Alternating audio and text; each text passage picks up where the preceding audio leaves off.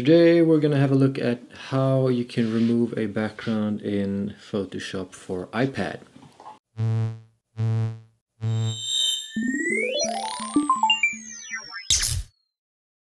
Photoshop for iPad is limited in some ways compared to Photoshop on your desktop or on your laptop. But if you want to make simpler composites, that is totally possible, even on the iPad. And today we're going to give a lovely little puppy a new home. So we're going to go to Import and Open.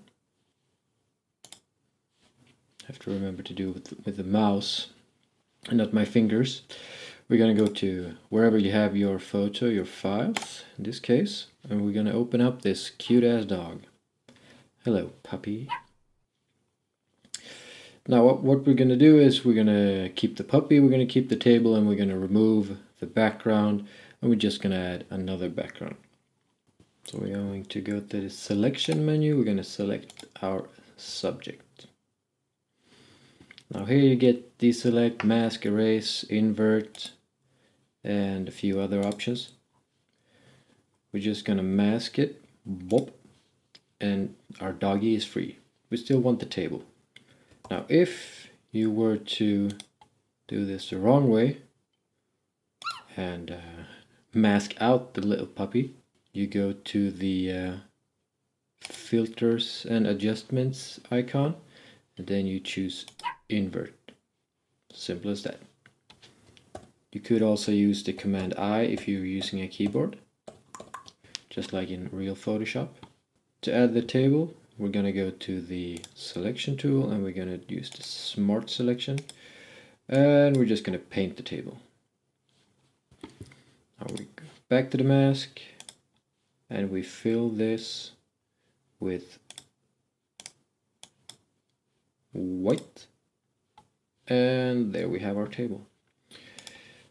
And for the last little pieces, we're going to go to deselect, and to get this we're just going to use a brush, white color, and just paint it back in.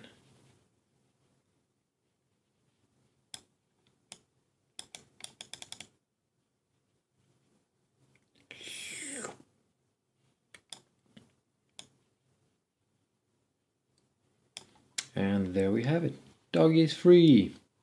To get the background behind the dog when we're inserting it, we're going to go to the simple layer layout and choose new layer, and we're going to put this beneath the dog.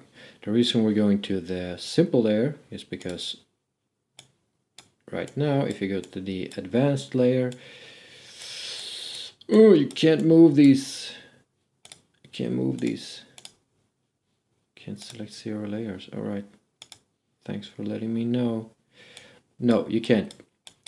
You just can't. You can use your finger, like in tablet mode, but if you're using a mouse and a keyboard, you are, as of now, gonna have to go down to the simple layer layout and to move this around. So now we're gonna add the background. We're gonna go to the image icon, choose files, or wherever you have your photo, and we're gonna make this a suitable size, and we're gonna put this at an elevation that is believable. Maybe not here, that's too high. I'd say yeah, like that, and we're gonna go done. So now we have a dog, we have a background. Nice! Now we're going to blur the background somewhat. And at the filters and adjustment icon you have Gaussian blur. Not too many blurs to choose from, so. And we're going to blur this baby. Maybe too much. Maybe like, yeah, we can always blur more or less later. Ta-da, and we're done. Almost. We still have a pretty sharp edge. So for this we're going to refine the mask. Now we go back to the advanced layers. And we're going to choose the mask layer. Now down here at the mask actions menu, in this case, if you choose a layer, I guess it's layer actions, the actions icon. You have load as selection. Now we have loaded our selection. So to refine the mask, and thank God they put it in here, you go to the more actions menu, refine edge. Pop. And here you can view it as the marching ants, or you can view it on black or on white, black and white, or overlay for the classic red one.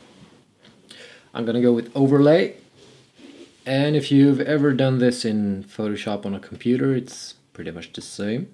I'm gonna use my fingers because I am lazy. Alright, we are going to do some feathering. Maybe let's go for 20, about 20 pixels. I'm gonna smooth it out a bit, and then we are going to shift the edge inward. Why shift the edge? Because if we don't shift the edge, we are going to get some white from the previous background. Now this is important. Output as layer mask. Otherwise you're just going to affect the selection, and that's not what we want. So done. Now you see we have like a holy glow around this puppy. I mean, it's cute, but it's not wholly cute. So we're gonna undo that. We're gonna go to refine edge again. Feather, we said 20. Let's go for 20. Smooth, 10. And now we are going to shift the edge inward, maybe say 15%. And it always puts it at output as selection, at least when you're coming from a selection. So remember to change. So layer mask, better. It's better. Still a little bit too much of that holy glow. We're gonna do it one more time. Refine the edge. We said 20 on the feather, 10 on the smooth, maybe add a little bit of contrast, and then shift the edge. Shift it all the way. No, but maybe too much. Let's go for 25. Layer mask. Boom. Better. And now we have a cute dog in another background. Now if you get some of this, you see we still have this between the strands of hair, some white from the previous background. We hide the layer mask. You can see we had a white chair shining through. And to do that, or to solve that, you can simply use the brush, and I like to use the soft round, pressure, opacity and flow. Now this is where a Apple Pencil comes in handy, but even if you don't have one, and we need to make this black, you can still, oops, a little too much. We are going to lessen the flow, say 30, 31, and just paint that out. Still works with the mouse decently. There you go, puppy. And now the puppy has a new home. Till next time.